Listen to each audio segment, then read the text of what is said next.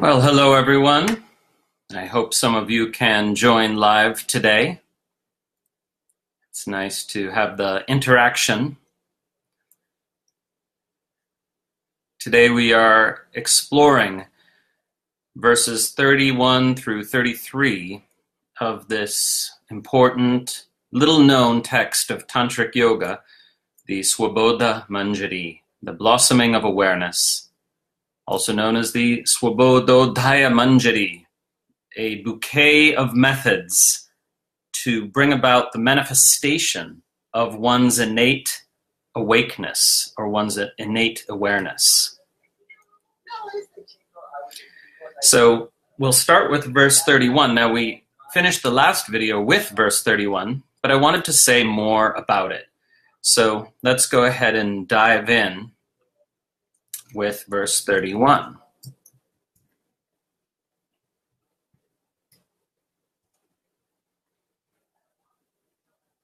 Drishyai padarthair drashtaram pashyed buddhya yato drshaha tam drishtva mokshamapnoti yona tadvat sabadhyate. Through the buddhi, the faculty of discernment, one can see the perceiver of a perception by means of perceptible objects. Having seen it, one attains freedom, liberation. One who cannot do likewise remains bound. So let's explore what's going on here. Vīranātha is very probably alluding to this meditative technique, which is also described in the Yoga Sutra of Patanjali in, I believe it's Sutra 1.18. I'll post it after the fact in the comments. And that sutra is not well understood. It's been translated many times along with the rest of the Yoga Sutra, but still not very well understood. And in that sutra, Patanjali talks about going from perceiving an object in terms of one's thoughts and concepts about it to perceiving the object more just in terms of pure perception. And from there, retracting awareness to the very act of perception itself, and from there, retracting awareness to the pure I, the non-conceptual I, the one who's doing the perceiving.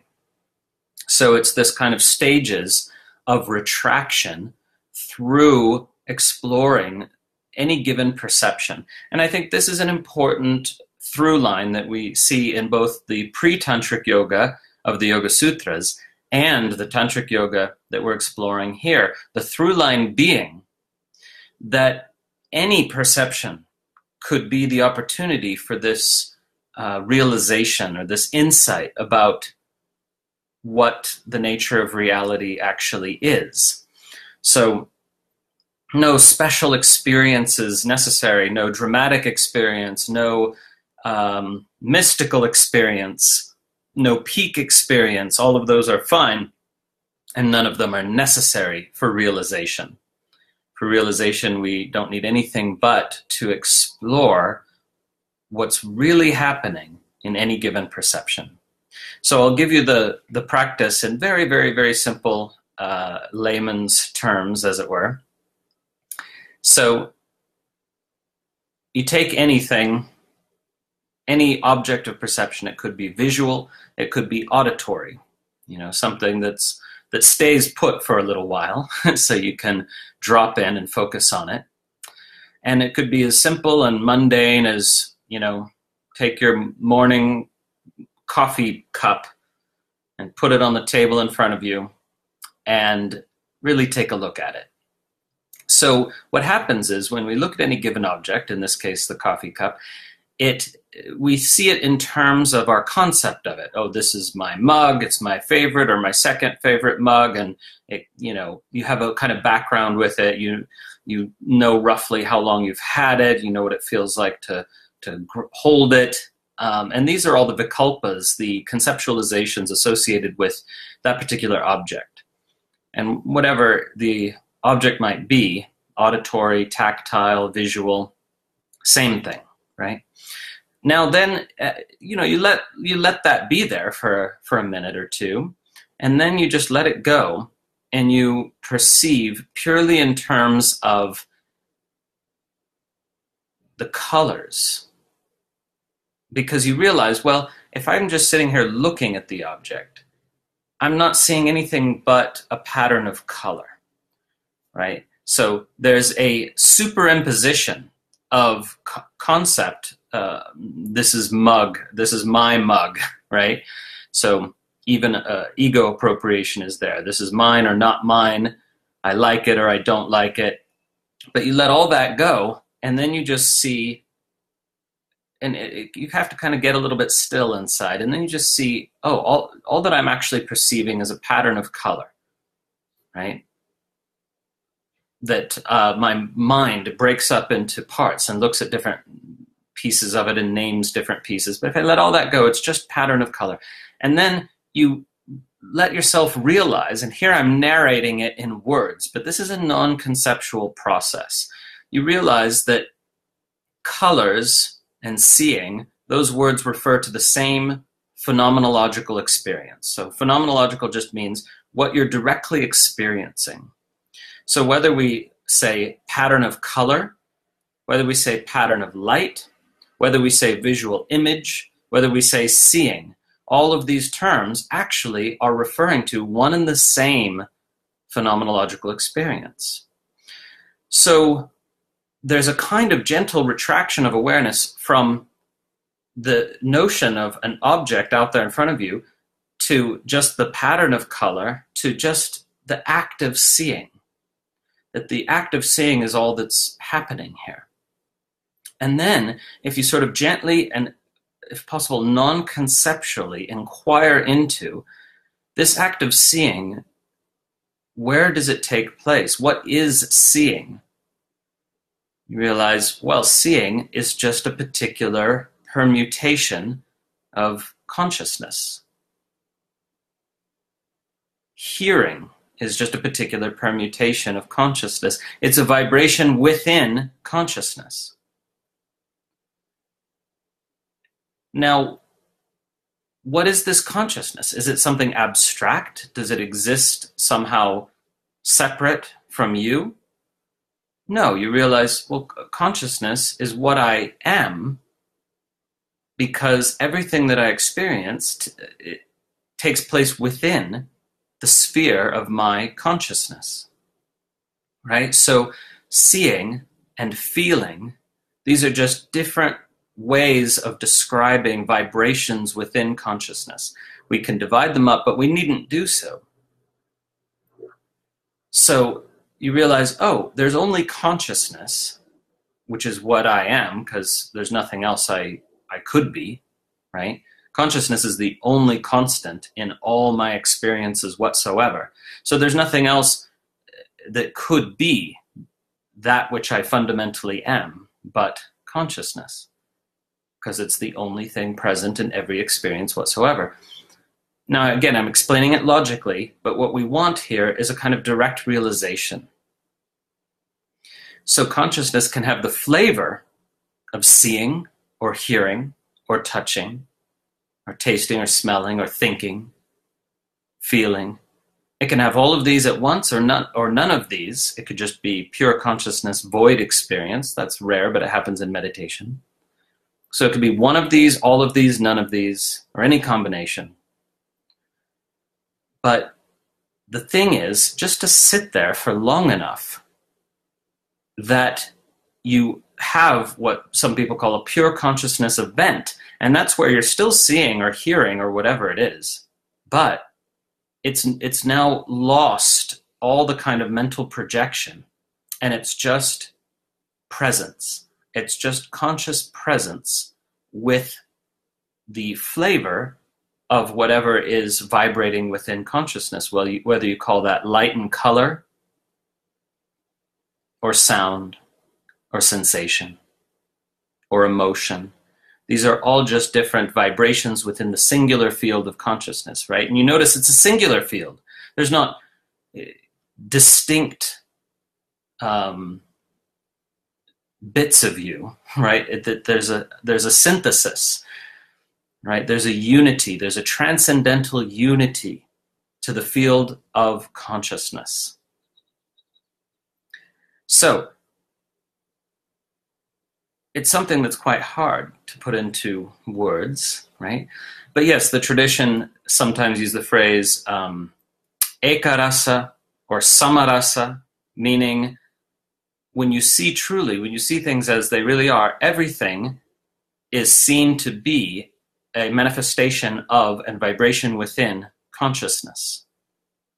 And there's this ananda shakti that arises with that realization. When you just experience everything as multiple flavors or vibrations of consciousness, there's this quiet joy that arises along with that perception.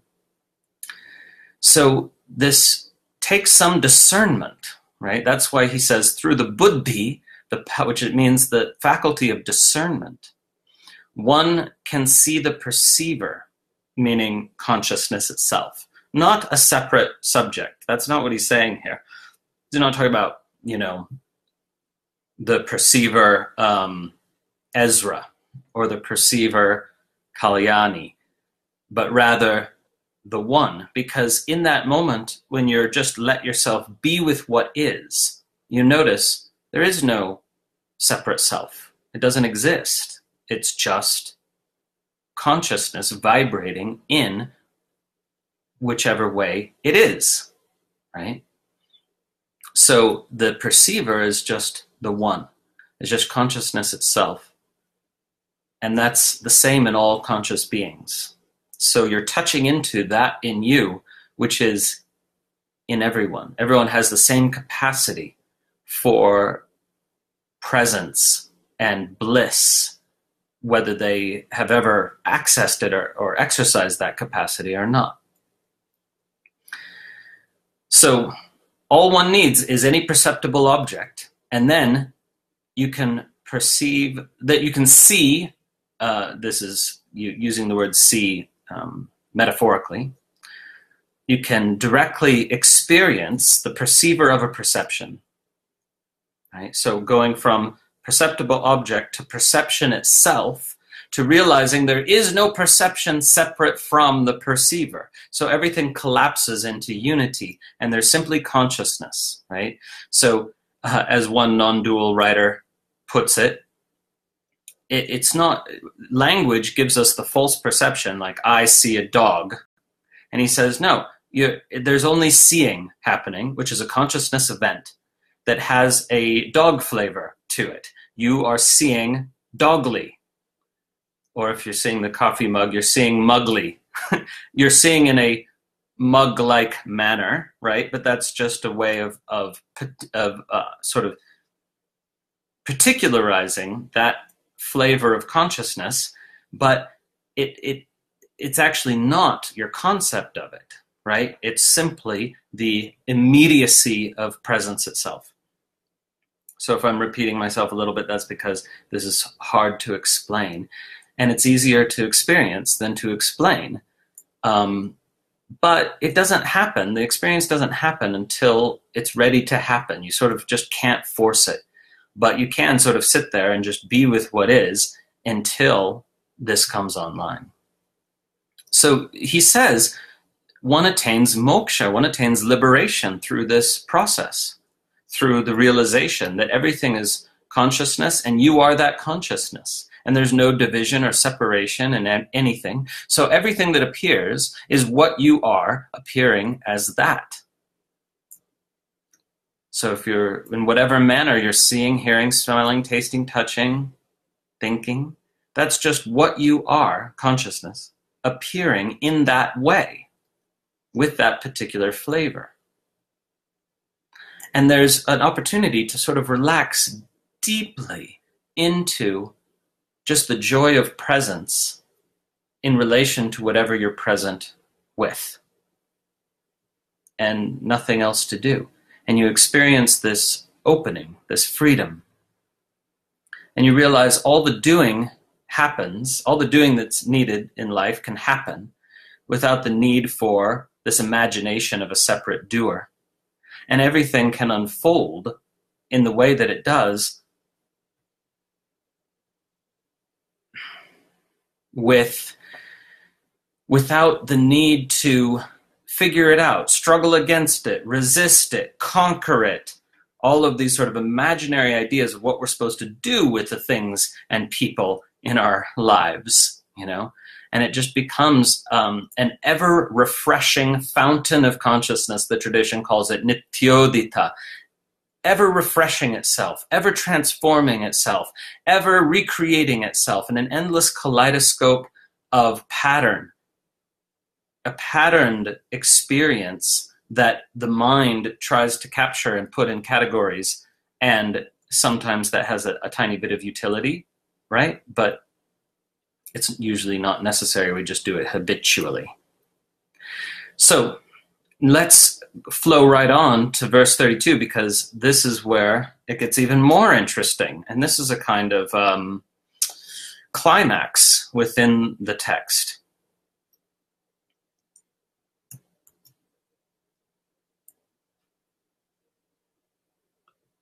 And there's a couple ways to translate this verse. I'll give you a couple of options. Alambya samvidam yatnat samvedyam na swabhavataha tasmat samviditam sarvam iti samvinmayo bhavet. Intensely seizing hold of awareness, one realizes that whatever one can be aware of does not exist by its own independent nature. Therefore, everything that is known, everything that is experienced, has the nature of awareness alone. Realizing this, one becomes an embodiment of awareness.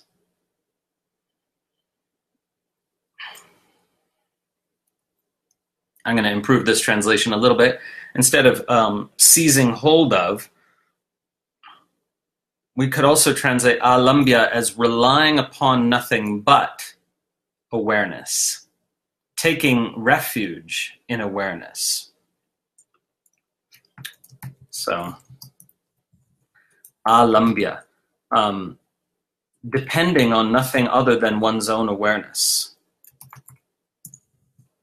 rather than seizing hold of awareness.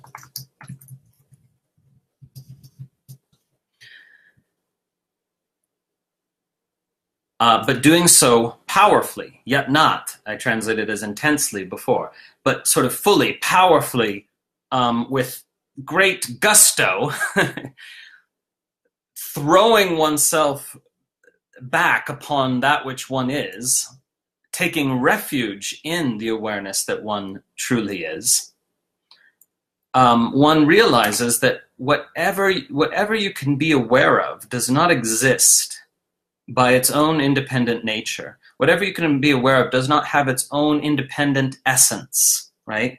So, you see, this ties back to the previous verse. He's denying the notion we see in other branches of Indian philosophy, and he's going against what was accepted in sort of the Hindu mainstream, because he says, no, there's no separate essence of cowness if you're perceiving a cow. There's no separate essence of tree-ness. It's just the one appearing in a tree-like manner, appearing in a cow-like manner, right? Or whatever it is. It doesn't have it's not some separate thing. That everything that exists, you, the cow, the tree, the cloud, can only exist because everything else exists exactly as it does. So everything is a manifestation of its total environment, including you. Not just your body, which is obviously made of your environment, right? But also your thoughts and feelings. Those are also, all of you that is perceptible is a product of your total environment and exists in total interdependence on everything, right? So nothing has its own independent essence, he's saying. Nothing exists by its own independent nature. Samvedyam na svabhavataha. Nothing has a separate swabhava. Tasmat, therefore, samviditam sarvam, everything that can be known, everything that can be experienced, has the nature of awareness alone. Whatever you perceive is what you are appearing as that. Now, this last phrase, samvinmayo bhavet, we could also translate a different way. Perhaps the author means to say, realizing this, one becomes that which one truly is, an embodiment of awareness. So there's two different ways to translate this second half of the verse, okay?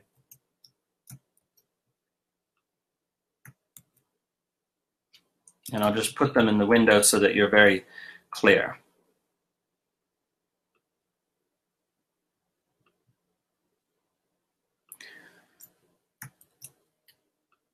Samviditam sarvam iti, samvinmayo bhavet. Everything that is known or experienced has the nature of awareness. Or, perhaps he means, realizing that everything that is known has no independent essence, one becomes that which one truly is, an embodiment of awareness.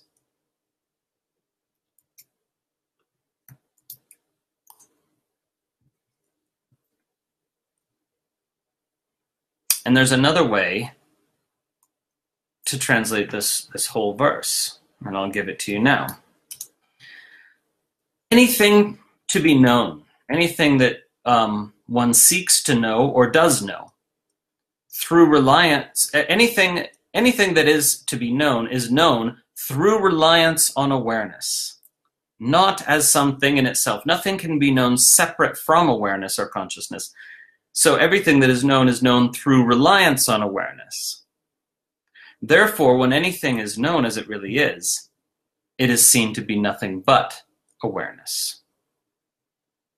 Okay? So these are just different ways of talking about one and the same thing, you know. So there's an injunction here. If we take alambya samvidam yatnat as an injunction, fully taking hold of, fully relying on, fully taking refuge in, with great enthusiasm, the awareness, the fundamental consciousness that you are. One way to do this is to do the practice of remembering a time when you felt overjoyed.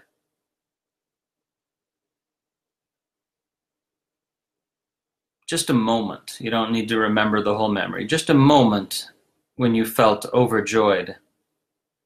And then a moment when you felt sorrow or grief or misery. And then a moment where you felt bored or nothingness. And then you ask yourself, what is that which is the same in all these experiences? Or what aspect, better to say, what aspect of my being was present in all these experiences? Can you feel into it? Because you make a claim, whether you realize it or not, you make a claim when you use the word I. I felt happy in that instance, and I felt sad in this other instance, and I felt bored in this third instance. Well, what's that I? If there's something, some aspect of you, which is the same in these three different, radically different experiences, what is that? What's that feel like? What's the aspect of you which remains that which it is in joy, in sorrow, in boredom? Can you feel it? Can you just feel into it? That presence, that consciousness, that awareness, that beingness, that is the ultimate treasure. That's that which is infinitely precious.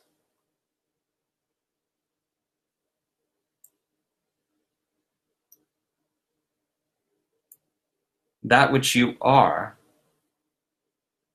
is present in all these experiences. So investigate that. What would it be like to treasure and savor and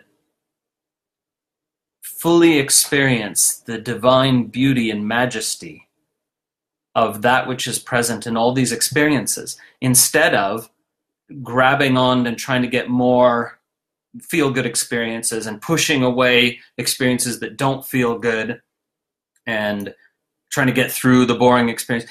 What would it be like to actually shift your attention to that which is present in all the experiences and truly be that and treasure that which you are, savor that which you are, celebrate that which you are, that which makes all these experiences possible?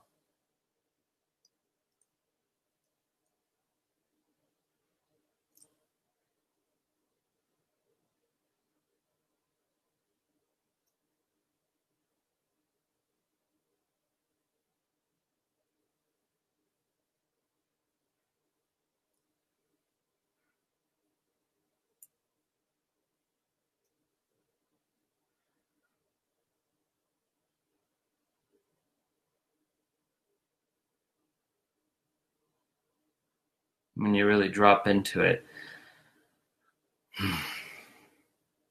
it's nice because you sort of feel like everything is infinitely okay.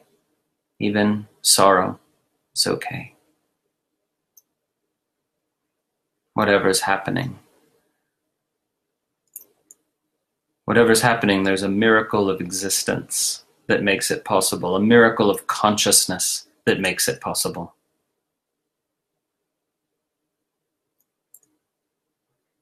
As the philosophers of consciousness say, the thing we don't understand, the thing that science has not even come close to explaining, is why there is something it is like to be a human, to be a conscious being, right? Because biology could exist and do its thing, could execute its program without the need for consciousness. Consciousness is the fact that there is something it is like to be a bat or a dog or a person. Why should that be the case? There is no reason in physics, in chemistry, in biology, in any of the scientific fields that are relevant, there's no reason why consciousness needs to be. It's a miracle. Not only do human bodies with brains exist and minds and biology, but there's something that it's like to be a human, experiencing the feeling of having a body, experiencing the taste of an orange, experiencing the sound of music, experiencing the play of sunshine on the floor of your house.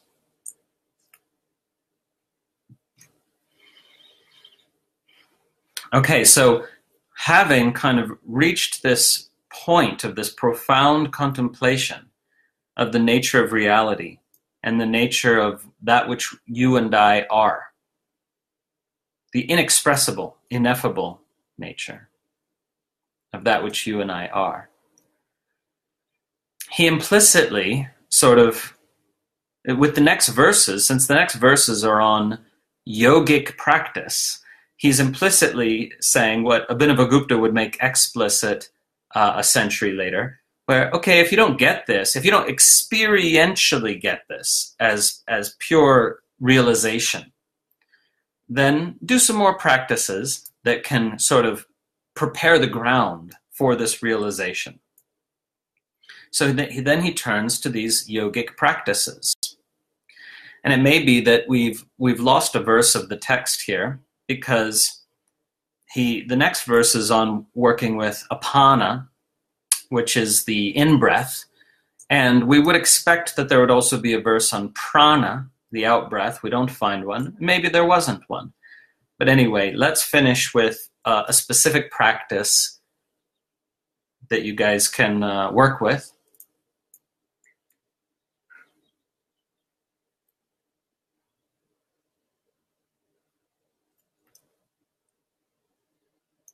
And before I go on to that verse, let me just mention, because Maz mentioned the experience of heartbreak in the comments. And this is the thing.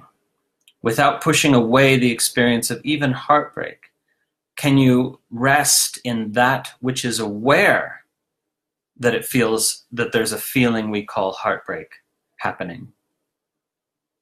That which is aware that the heart is breaking, and perhaps, by the way, it's breaking open. Doesn't have to be breaking in this negative sense, right? Sometimes deep pain can break us open and spill the light in our heart forward on our path.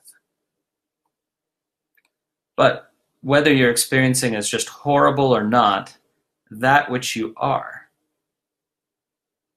is that which knows that there's so-called negative thoughts, positive thoughts, so-called painful feelings, happy feelings, and that which you are remains untouched in a certain way, undamaged by any painful experience in the body-mind. And if you have access to that, even the experience of heartbreak is okay. And if you don't, it doesn't feel very okay. And that's okay. Okay, we'll finish this class with this first verse of the yoga section of the text. Okay, there's 1, 2, 3, 4, 5 verses in the yoga section of the text, and we're just doing the first of them. Punarvishedhapanena hridayam pravikasayet tataiva kshina vritti syat apane vilayam gate. Next, one should enter through the downward breath and cause the heart to expand. In this very way, when the in-breath dissolves, the mental functions cease. Very simple, very beautiful practice. So he begins the verse with punar, which can mean then again, or however. So like if you didn't fully grok the previous two verses, let's just come back to the breath. Let's strengthen the foundation for these realizations. Vishedhapanena, entering along with the in-breath, letting your awareness enter along with the in-breath, down to the center, down to the heart, meaning the center of the central channel. Right? And then let that expand and pause at the end of the inhale. And notice how the mind naturally dissolves. As he says, the vrittis, the churning and whirling of the mind naturally comes to rest for a moment at the end of the inhale as the heart expands. So just try that. Let awareness ride on the breath. Inhaling, right down into your center. Pause and be.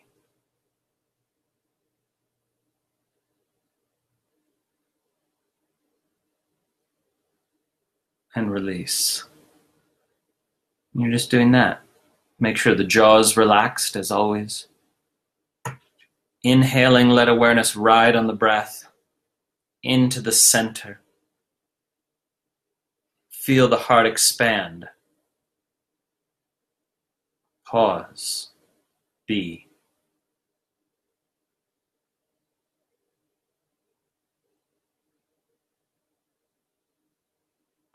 And by the heart, we mean the core, the center of your whole body, the center of your energy body, the center of everything, actually. It's the center of the whole field of consciousness within, right? One more time.